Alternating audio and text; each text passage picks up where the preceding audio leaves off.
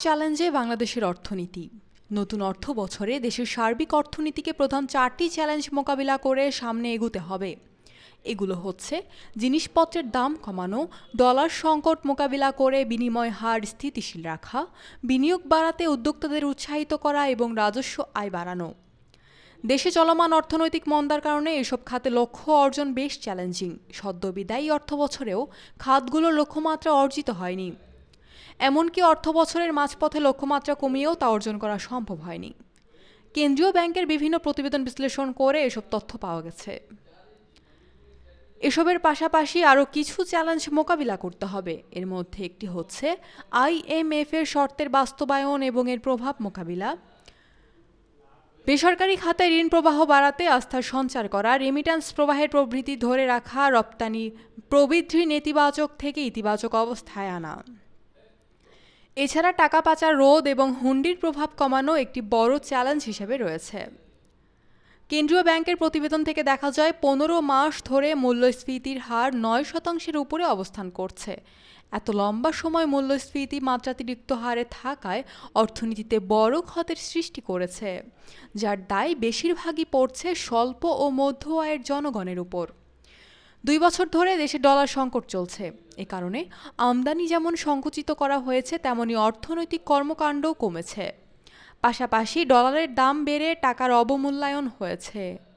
2 বছরে ডলারের বিপরীতে টাকার প্রায় 32 থেকে 53% অবমূল্যায়ন হয়েছে।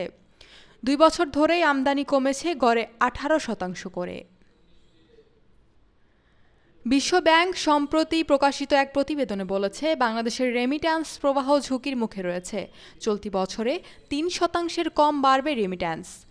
IMF এর মতে বাংলাদেশের টাকা অতি মূল্যায়িত, এর মান আরও কমাতে হবে। একদিকে ডলারের দাম, ঋণের সুদ, গ্যাস ও বিদ্যুতের মূল্য বৃদ্ধির কারণে ব্যবসায় খরচ লাফিয়ে লাফিয়ে বাড়ছে, কিন্তু অর্থনৈতিক মন্দায় মানুষের আয় বাড়ছে না। এতে ভোক্তার ভোগের সক্ষমতা কমেছে। এসব চ্যালেঞ্জ মাথায় নিয়ে উদ্যোক্তারা বিনিয়োগে আগ্রহী হচ্ছেন না। ফলে বেসরকারি খাতে ঋণের চাহিদা যেমন কমছে, তেমনি ব্যাংক খাতে তারল্য সংকটের কারণে যোগানও কমেছে। একই সঙ্গে বিদেশি বিনিয়োগও কমেছে, ফলে উৎপাদন হ্রাস পাচ্ছে। বেকারদের প্রত্যাশা অনুযায়ী কর্মসংস্থান হচ্ছে না। অর্থনৈতিক মন্দা, বিনিয়োগ হ্রাস, ডলার সংকট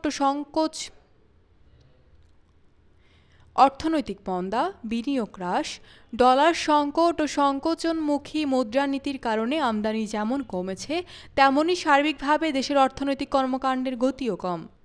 ফলে সরকারের রাজস্ব আহরণও কম হচ্ছে। কয়েক বছর ধরে রাজস্ব আয় কম হওয়ায় লক্ষ্যমাত্রা অর্জিত হচ্ছে না। এতে সরকারের ব্যয় যেমন কমেছে, তেমনি কমছে বিনিয়োগও। রাজস্ব আয় না বাড়ায় সরকারকে ব্যাংক থেকে ঋণ নিতে হচ্ছে। ব্যাংকগুলোয় তারল্য সংকট থাকায় চাহিদা অনুযায়ী সরকারকে ঋণের যোগানও দিতে পারছে না।